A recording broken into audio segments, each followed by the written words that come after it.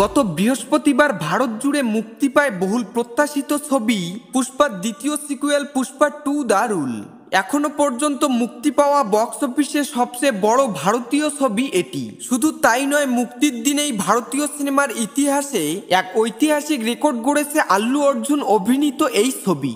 এক রিপোর্টে স্যাকনিলকে জানিয়েছে, ভারত সহ বিশ্বব্যাপী বক্স অফিসে প্রথম দিনেই 300 কোটি ছাড়িয়ে যেতে পারে পুষ্পা 2 সংগ্রহ। ইতিমধ্যে ছবিটি শুধু ভারতের বাজার থেকে শুরুর দিনেই সংগ্রহ করে নিয়েছে 233 কোটি। প্রতিবেদন অনুসারে অন্ধ্রপ্রদেশ এবং তেলেঙ্গানা থেকে আনুমানিক 105 কোটি সংগ্রহ করা হয়েছে।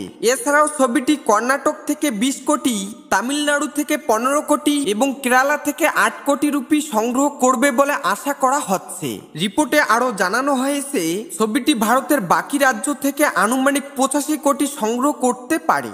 এছাড়াও মার্কিন যুক্তরাষ্ট্রের ছবিটির অগ্রিম বুকিংয়েও অসাধারণ প্রতিক্রিয়া দেখা গেছে। সেক্ষেত্রে বিদেশি বক্স অফিস থেকে 70 কোটি সংগ্রহ করতে পারে। এদিকে হিন্দুস্তান টাইমসের খবরে বলা হয়েছে, RRR, বাহুবলী, KGF এর মতো ফ্র্যাঞ্চাইজিকেও টপকে একদিনের আয়ের শীর্ষে অবস্থান করছে পুষ্পা 2। ছবির অনলাইন টিকিট বিক্রেতা আশিস সাক্সেনা জানিয়েছেন, পুষ্পা 2 দ্য রুল আনুষ্ঠানিকভাবে ইতিহাস গড়ে নতুন করে নাম লিখেছে। অগ্রিম বিক্রিতে 30 লাখের বেশি টিকিট বিক্রি হয়েছে। এই ব্লকবাস্টার ঘিরে উন্মাদনা স্পষ্ট। ছবিটির জন্য এটি শুধু রেকর্ড ব্রেকিং মাইলফলকই নয়, বরং ভারতীয় সিনেমার জন্য একটি স্মরণীয় মুহূর্ত।